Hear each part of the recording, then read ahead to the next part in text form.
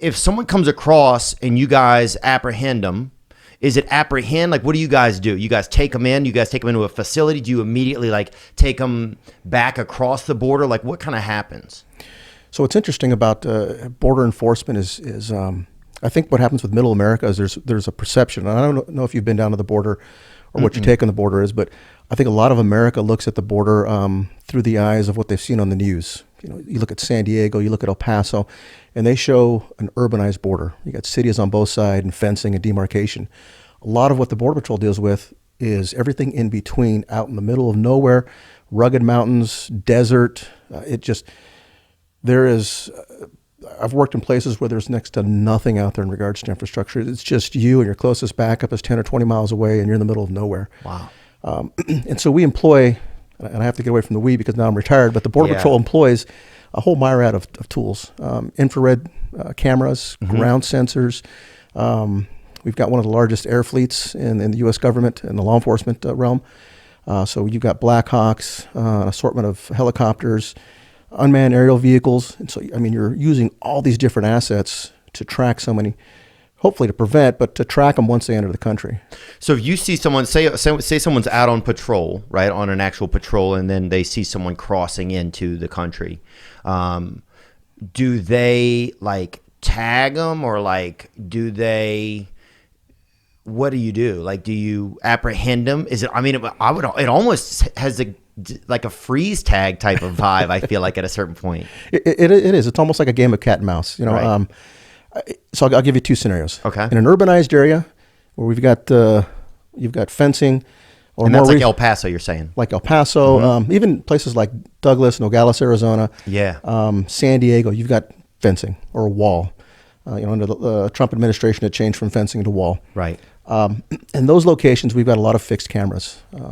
These are cameras that are up on large poles, and so you've got agents that are monitoring and watching.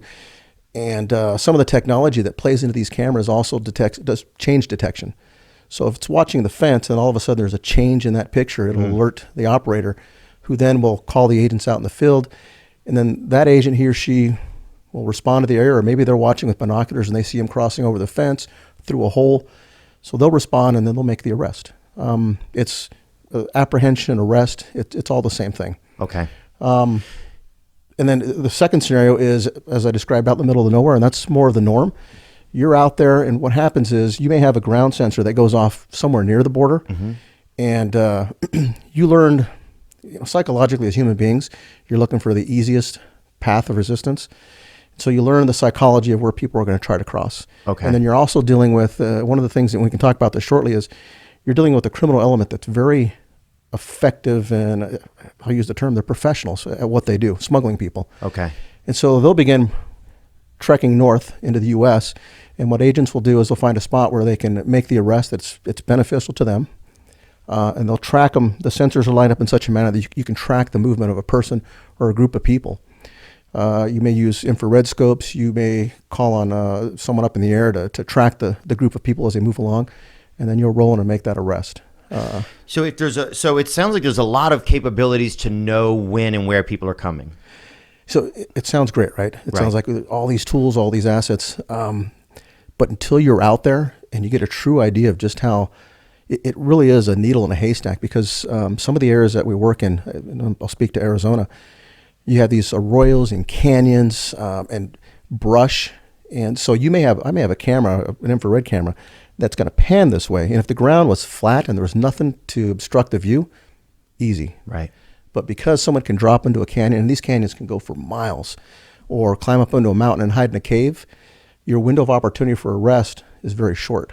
So the agents, when I say they position themselves, they're finding an area where they have great technology coverage, and they know the ins and out of that area. So when they go to arrest these people, if they scatter and run, which happens quite often, they know where to work towards to bring them into custody. Wow. Yeah, we got to get you out there. Yeah? You would love it.